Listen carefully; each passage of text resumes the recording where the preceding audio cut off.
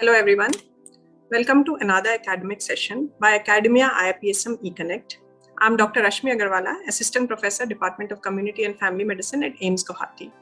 In this session, we will be describing the different types of dietary assessment methods, their advantages, disadvantages, and later on we will tell you about the 24-hour dietary recall method. I have here with me Dr. Himashri. She will be telling you about the 24-hour dietary recall method. Now, dietary assessment is the scientific method of assessing the food consumed at individual and at family level. It is an important component of nutritional assessment along with anthropometry, biochemical, clinical, and the socioeconomic factors that we taken into account. Now, when we go to individuals or to families, we do their dietary assessment to assess what kind of food are they having, is the quantity good or not, are they taking excess, or is the food deficient in calories or protein, and we also suggest recommendations to them. Now, there are various types of dietary assessment methods. I'll show you the different types of dietary assessment methods. The method we pick in the study will depend upon the dietary assessment methods, whether we want to do it for the individual or for the family. So the various types of dietary assessment methods which are available and which is done are the following: the food balance sheet, the inventory method, the Wayman method, the 24-hour dietary recall method, the food frequency questionnaire, the duplicate sample or chemical analysis method, the expenditure pattern method, the diet history, diet record, and the dietary score method. Like I mentioned, the method that we pick will depend upon what we want to assess. So the first one, which I showed you, the food balance sheet, is mostly done when we want to do the dietary assessment of the national level or at the state level. So we want to assess the food that is there at the national level. This is normally not done in the epidemiological studies that we do in the individual or the family level. The next assessment method, which I showed you, was the inventory method. Now, this inventory method we mostly do at the mess level or the hostel level. So we want to know how much food has been consumed by the mess inmates over a period of 1 week, divided by the mess inmates that are living in the hostel or mess. The third method, which I showed you, was the Wayman method. Now, Wayman method is one of the most accurate method of assessing dietary assessment at the individual and at the family level. In the Wayman method, we actually weigh the raw food or the cooked food items by standardized cups, could be standardized spoons, and standardized balances. There are certain points we need to keep in mind when we are doing the Wayman method. First and foremost, we need to convince the individual and the family members so that they allow us to weigh their food items. Second, it would be time-taking and it will be cumbersome. Third, we need to visit the family over a period of 3 to 7 days to weigh their food items. But the advantages are that it is one of the most accurate methods. Also, we can take into factor the wastage that has been done, and it gives you the mean individual consumption also. The fourth method is the 24-hour dietary recall method. This is one of the most common methods which we will do in the family level or at the individual level. Dr. Himashri will tell you in detail about the 24-hour dietary recall method, but just to tell you briefly, we enlist all the food items that has been consumed by the individual or family over the last 24 hours, and we take out the calorie and the protein that has been consumed by the family members and other micro and macronutrients. Now, while doing the 24-hour dietary recall method, we need to keep in mind that the previous day was not a fast day, feast day, or a festival day. The next method, which I told you, was the food frequency method. In this method, we assess the frequency of food items that has been consumed by the family members, could be over a period of 3 to 7 days. So in this method, we may not be able to calculate the quantity that has been consumed by the individual family or the individuals living in the family, because we are just assessing the frequency of food that has been consumed by them. The next method, which I told you, was duplicate diet method. In duplicate diet method, we actually take into account all the food items that has been consumed by the family members, and we try to do a chemical analysis for this also. So this method is a little costly method, and it is not done usually in the epidemiological field level studies for undergraduates. The other method that I mentioned was the expenditure method. In the expenditure method, which is an indirect method of dietary assessment, we calculate the amount of money, or that is the family spending on food and non-food items. Another method which I mentioned was the dietary score method. In the dietary score method, we give scores for individual food items that has been consumed by the family and later take out the total score method. This also we generally do not use in the epidemiological studies that we do at the undergraduate level. The other method which I mentioned was dietary record method, in which the individuals and family members could be actually recording what they are having, and later we can assess the calories and proteins that has been consumed by them. So I have just told you the important dietary assessment methods that is done. At the field level, we usually do the Wayman method, the 24-hour dietary recall method, and the food frequency method. Depending upon the time that is available to us, or we want to assess the dietary assessment of individual or family, and the instruments that we have, we can choose one of the assessment methods. I'll now hand it over to Dr. Himashri, who will tell you in detail about the 24-hour dietary recall method. Over to you, Himashri ma'am.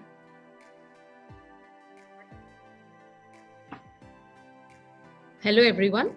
I am Dr. Himashri. I am working as Associate Professor in AIIMS Guwahati. So as very nicely discussed by Dr. Rashmi about the different dietary assessment methods, now I'll be basically focusing on the basics of the 24-hour dietary recall method. So as we all know, the 24-hour dietary recall method is one of the most important methods and one of the most feasible methods, which has been used by students all over to assess the dietary intake of an individual or a family. Now let us see what is this method. So basically the 24-hour dietary recall method is a structured interview which is intended to capture detailed information about all the food items and beverages that an individual or a family had consumed in the previous 24 hours. So there are basically two gross methods of doing this survey. One is for the individual and the other is for the family. So for the individual, now what do we do?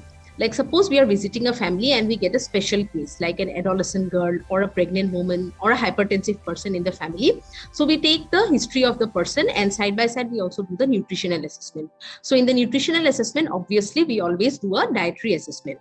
And the most common method here is that we do a 24-hour recall method by asking what the person had consumed in the previous 24 hours. All the cooked food items are assessed here. So usually it is good to start with the most recent meal and go back in time. So we ask about what they had consumed in the prior 24 hours, which is usually called the reference day. So then what we do is that after getting all the food categories that he have consumed, we convert it into the principal nutrients. Basically, we calculate the calorie and the protein intake. Okay, and then after that, what we do is that this calorie and protein intake, we then whatever we get, we compare it with the recommended the daily allowance for a person of the same age and gender category. So from here we will be able to find out whether the person is consuming excess of calories or whether there is any deficiency of calorie or protein intake by comparing with the standard recommended dietary allowance for that specific age group. So this is for the individual method. The other method is when we do the family assessment. So what we do is that when we do a family dietary assessment, we usually take the assessment of raw food items. So we will go to the family and we ask them about all the ingredients that went into the preparation of the food item in the previous 24 hours. So they will tell us about the gram of your rice, dal, whatever they had consumed in the previous 24 hours. Now, one important point that is to be remembered here is that to have a complete, a dietary assessment, we have to go for at least 7 days in a week, which is called a dietary cycle. But sometimes it is not feasible for the student to visit continuously a family 7 days of the week. So in that case, if the student visits at least 3 days in a week also to the family, then more or less the student can get an accurate assessment of the intake of the family. So this has to be borne in mind. Now, why this is done? This is done to avoid any feast days or the fast days of any particular day when the history is taken. Suppose one particular day only the student visits the family and that day it turns out to be a feast day. There is a special festival or there is a fasting in the family and the food consumption pattern will automatically change. So a correct assessment cannot be made in that case. So that's why it is necessary to visit at least 3 to 4 days in a week for a assessment. Now, what we do is that after getting the intake of the raw ingredients that went to the preparation of food, we convert this into the principal food categories. Like if they have taken dal, then we consume it into the gram of pulses per day. If they have consumed rice, then how much gram of your cereals per day has been consumed by the family.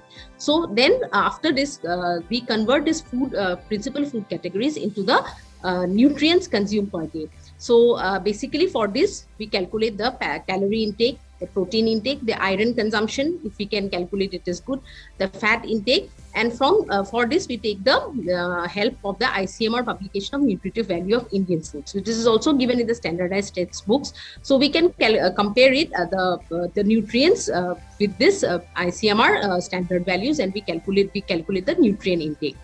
After this, what we do is that after calculating the nutrient intake, what we do, we calculate the consumption unit in the family. Now let us see what is this concept of consumption unit in the family. So basically, a consumption unit is a method of computing the average intake of the household members in a family. Okay, so the value assigned for an adult male, which is a sedentary worker, is taken as standard and is taken as one consumption unit, which is equivalent to 2,320 kilocalories. So this is the value for an adult male. Now, so this table in the side, which shows the consumption unit for the different groups. So we take for adult sedentary male, then for a moderate worker, then for the heavy worker, then for the female adult sedentary worker. So everything, it forms a fraction of this unit. So similarly for adolescents, we are having one consumption unit is taken as a standard, and for children also we have got the table of consumption unit. So we are able to easily calculate the consumption unit in the family. So for example, I'm giving an example. If a household consists of an adult sedentary male and a female, and then a 15-year-old boy and 2 children, aged 7 and 5 years. So what will be the total consumption unit? If we calculate from the table, it will be 1 plus 0.8 plus 1. Okay, for the adolescent, then 0.8 plus 0.7, which is equal to 4.3 consumption unit. So this is how we calculate the consumption unit in the family. Now, so if the household has cooked and consumed around 1800 grams of raw rice, we have calculated it. So the approximate intake of rice per consumption unit is, we divide this amount by the consumption unit. So we get 418 kilocalories per consumption unit. So this is how we calculate the amount per consumption unit. So this is a table which will help us in guiding how we do the dietary assessment for a family. So these are the principal food items that we have taken: cereals, pulses, green leafy vegetables, milk, fats, oil. It depends on how you make the dietary chart. And then we calculate, I have already shown you how we calculate the quantity per consumption unit. So here we have calculated for cereals, we have calculated for pulses, milk, everything we have calculated.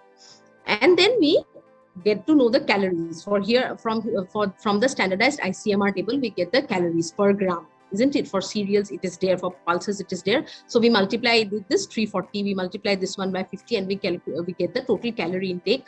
We get the total protein intake, we get the carbohydrate, fats intake, whatever we need to assess, we will get it for each of the food categories. So, and then we calculate the total calories, we calculate the total proteins, we calculate the carbohydrates and the fats. These are the principal nutrients that we are calculating. Now what we do is that in our next step, we calculate, after calculating the per consumption unit value, we compare it to the sedentary per man, which is the standard of one consumption unit. So here we see that the calorie intake of the family is 2291 and the standard is 2320. So there is a deficit in the calorie intake. Obviously, we can find out. Similarly, for protein intake, the family is 70.4, whereas the recommended is 60. So there is an excess in protein intake. Carbohydrate, if we compare, there is a deficit, and for fats, there is an excess of fat intake in the family. So this is how we do a dietary assessment for a family. So these two methods I have already told you. Now there are some tips which are very important, which we have to, if it is good to follow certain tips. So first is, when we visit the family, we should ask them in details. A thorough probe should be done about what food items they have actually consumed. And secondly is, you should not be asking leading questions. If the student asks leading questions, then the person will get diverted and he will just answer yes or no. So leading questions should not be asked. Thirdly, in case of many families are now consuming packaged food items. So in case of packaged food items, it is very important. You have to preferably you take the package and examine the food label of how much protein is there, how much calories there. This is important. important. Then do not express approval or disapproval for any food items that is consumed. So you should not express, you should not be judgmental whenever you are taking this dietary survey. And as already mentioned by Dr. Rashmi, the day should not be a feast day or a fast day. When you go to visit the family, you should exclude those days from the your dietary survey. And last but not the least, building a good rapport with the family is always very important when for taking a good dietary assessment, because the quality of your data will depend on how good information, how much information you can extract from the family in a nice manner, and then also it will give us a more correct assessment. So that is how we do a dietary assessment by a 24-hour recall method for an individual and for a family. I hope this video will be beneficial for all of you. So thank you all for a patient hearing. Thank you.